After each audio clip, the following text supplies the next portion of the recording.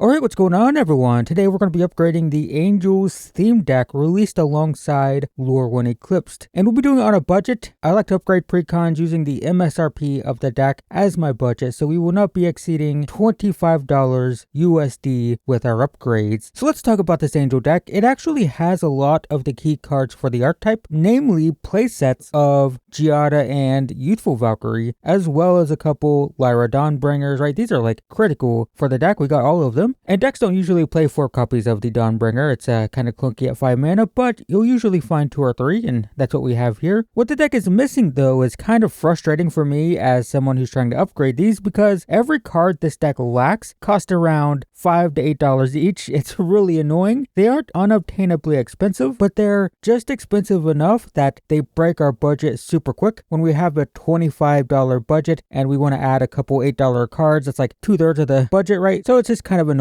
The deck is also Selesnya. It's green-white, which is weird because there's really no reason to play green in Standard. Technically, the best build of Angels and Pioneer is green because the deck has Llanowar Elf to ramp into Collected Company, and then Collected Company gets a bunch of big Angels, Righteous Valkyrie and stuff. But without Collected Company, there's really no reason to play green in Standard, and you don't usually see green ever in Standard decks. They're usually white, sometimes Boros. Never Selesnya though. So it's weird. If you want to see a Pioneer upgrade though, maybe we'll do that in the future. But for now, I really think we just need to take green out. It doesn't really add much to the deck, and it'll be so much more consistent if we just didn't have green. And fortunately, there's only 3 green cards anyway, so it's not a huge deal. Before we get started though, let me say that all prices in this video will be in US dollars, and I'll be using Card Kingdom for prices. I'm not sponsored, I'm not affiliated. They're just like the most expensive place online, which if I was sponsored, I would not be telling you that Card Kingdom is crazy expensive. But if we can get the deck on budget on Card Kingdom, then it'll be fine. You could get these for way cheaper on TCG Player, Manipool, Card Market, stuff like that, right? So anyway, let's get started. Let's take out 4 copies of Llanowar Elf for 4 copies of Momo. And as a certified Universes Beyond hater, yeah, it pains me a little bit, but you know, Momo's really good in flying decks. It's a 1 mana 1/1 flyer. It will reduce the cost of the first non-lemur flying creature you play each turn by 1 mana. So effectively does the same thing as the elf, gives you +1 mana each turn. It'll also get +1/+1 when we play a flyer, so it's frequently a 2/2 for 1, sometimes a 3/3, but with this deck, usually 1 creature per turn. You would expect it to be like a 2/2. Still pretty good though, not bad. Do note this cost reduction does count for warp as well, so you can, for example, turn 1 play Momo, turn 2 warp a Starfield Shepherd for 1 mana, get a 1-drop, and then play the 1-drop with your other mana. That's pretty cool. Also, Starfield Shepherd does not tutor Angels, it tutors 1-drop, so you can get Momo, which is pretty good. So yeah, something to keep in mind. Also, keep in mind that Momo is legendary. It's tough because we really want to draw it every single game. It goes crazy on turn 1, but it also is problematic. We will sometimes just get flooded with Momos, and it feels really bad because they're legendary and we can't play them. Still worth it though. I just a risk you have to take with Momo, unfortunately. Next up, I want to take out a Paul Patch Recruit for Lightstall Inquisitor. Paul Patch Recruit is an insanely powerful 1-drop and definitely worth adding to any green deck you might have. If you play a green deck at all, save this card and put it in. It is crazy as a 1-drop. A 1 mana 2/1 that dishes out counters if your opponent tries to kill your stuff is crazy. The Offspring is crazy. We just need white cards, and Lightstall Inquisitor, it's pretty good by itself. It's an angel, first off. It's a 1 mana 2/1. That's good. It has Vigilance. That's fantastic. And it has some tempo stuff. The opponent has to pick a card from their hand. If it's a land, it enters tapped. If it's a non-land, it costs 1 more. People can circumvent this by picking things that enter tapped anyway, but it's still pretty good. And it's a 1-drop angel. I mean, what more can we ask for? It's a 1-drop angel. It's good, and it goes here. Next, I want to take out Chomping Changeling for a 4th Lightstall Inquisitor. The Changeling looks solid, and don't forget it is indeed an angel, but it's green. It's green, and while I don't think it's a terrible card, I do think that playing green is incorrect in Standard for angels. We really want a full playset of the Inquisitor, by the way, because it is what we often tutor for with Starfield Shepherd. You'll find yourself warping Shepherd, getting Inquisitor, then playing Shepherd, getting a second Inquisitor. We really want 4 copies because we can just run out of targets. So yeah, we want the full 4 Inquisitors for sure. Now that we've removed green, we just have to clean up the mana base. We'll take out 4 Blossoming Sands for 4 plains because we don't need dual lands in a monocolored deck. We're also going to take out 4 Secluded Courtyards for 4 plains as well. While the Courtyard is great for multicolor tribal decks, especially budget ones. We're not multicolor. We don't need 2 colors of mana. So you don't want to have these. You could add Cavern of Souls. It does the same thing. It has the same problems. But the upside is you can make your angels uncounterable. So it's worth the risk of maybe not being able to cast spells if you get flooded with these, with the upside of having your angels be uncounterable. But the secluded courtyard, there's just nothing to gain from having it in a monocolor deck. And then of course the forest. Take the forest out for planes as well,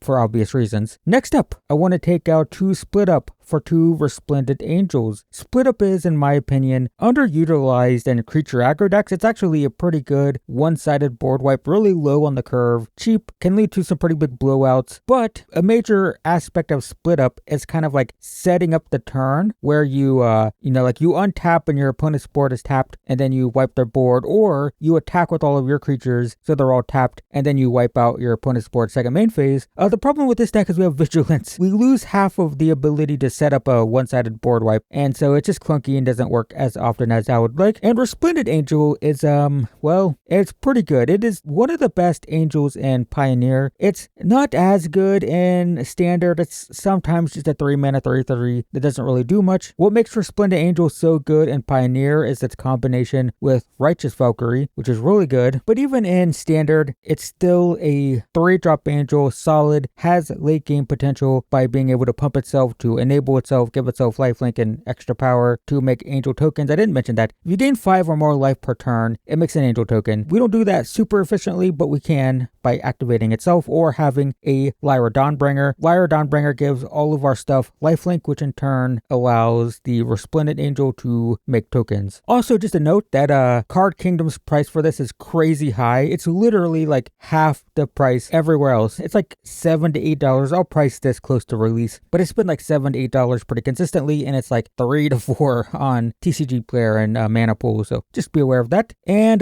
guys, that's it for her upgrades. We didn't add much, we didn't need to. There are some non-budget or optional cards I'd like to talk about though. First off, there are lands. Soulstone Sanctuary and Abandoned Air Temple are pretty good in this deck. The Sanctuary animates into a 3/3 with all creature types, so it gets boosted by your angel stuff. It's gonna get power and lifelink from Lyra Dawnbringer and stuff, right? So pretty good. And the Abandoned Air Temple just pumps your board, and it's kind of harmless if you have 1 copy. It enters untapped if you have a basic, and your deck currently has 24 basics, so single copy, not going to hurt anything. It can be a mana sink to add counters in the late game if you need it, and if not, it's fine. Harmless planes replacement if you want it. There's also some spells the deck usually plays that are interesting. We have Sheltered by Ghost and Restoration Magic, so these are super expensive. Sheltered by Ghost is a few dollars, but I personally really prefer these in decks that have the full 4 Resplendent Angel. Without that, these are still fine, but they're not as necessary. The Sheltered by Ghost is a removal spell, but it's an aura that protects the creature it enchants by giving it ward, which is fine. It also grants a lifelink, so putting this on a Resplendent Angel will not only protect it, but make it easier to trigger itself. And the same is true with Restoration Magic. It's also good with Resplendent Angel. It's a protection spell that has some life gain added, so the more mana you pay, the more life you can gain. So in the late game, this can trigger a Resplendent Angel by itself, and it's probably just straight up better than Personify. Personify is really good with Giada. You can blink an angel that doesn't have counters on it to get counters, like after a Giada comes into play, but it also makes a token, which is an angel, because it's a changeling, that will also get counters. It increases your angel count, so future angels will now get boosted by the extra changeling token, and this is all in addition to being a protection spell. You can play it in response to a removal spell, blink something, save it, and get boosted, right? So it's actually pretty good, but the Restoration Magic is better with Resplendent Angel giving you a way to trigger it if you have no other way to trigger it. So that's both of those are fine. Seam Rip and Authority of the Consuls can be played in this deck as well. Seam Rip is just a nice early game removal spell, and Authority of the Consuls can really slow the opponent down. When we have Momo or Giada, this deck goes crazy. It just goes so fast. But when we don't have those, it can feel a little clunky. It's a little slow, and Authority of the Consuls as a 1-drop can just slow the opponent down, gain some life, and the life gain can be really good with Exemplar of Light in particular, which will get a counter and draw a card once per turn whenever a counter is added to it. So you can draw a ton of cards with Exemplar. Authority of the Consuls, the main reason to play it is alongside Exemplar of Light to constantly get life gain triggers, get counters, draw cards, stuff like that. So both totally reasonable. And yeah, that's it, guys. When this deck list was first revealed, I saw a lot of slander aimed at this deck, saying it was a poor build of angels, and